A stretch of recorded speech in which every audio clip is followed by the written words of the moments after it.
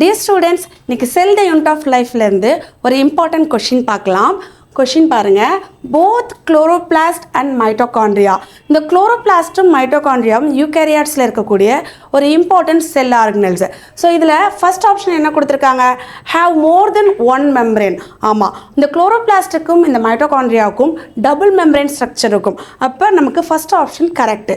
அதே மாதிரி have 70S ரிபோசோம்ஸ்னு கொடுத்துருக்காங்க. ஆமாம், நமக்கு யூகேரியாட்டிக் செல்ஸாக இருந்தால் 80S ரிபோசோம்ஸ் தான்.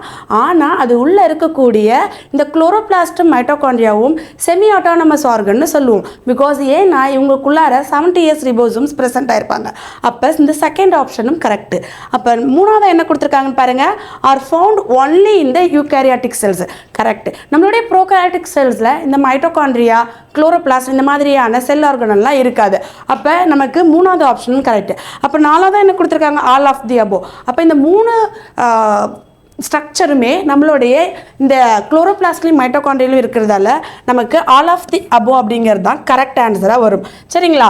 ஸோ அப்போ ஆல் ஆஃப் தி அபோ அப்படிங்கிறதா உங்களுக்கு கரெக்ட் ஆன்சர். ஸோ இந்த மாதிரியான இம்பார்ட்டன்ட் கொஷின்ஸ்லாம் நீங்கள் லேர்ன் பண்ணணுமா, கண்டிப்பாக ஃபியூச்சர் விஷன் நீட் அகாடமியை சப்ஸ்கிரைப் பண்ணிக்கோங்க. தேங்க்யூ.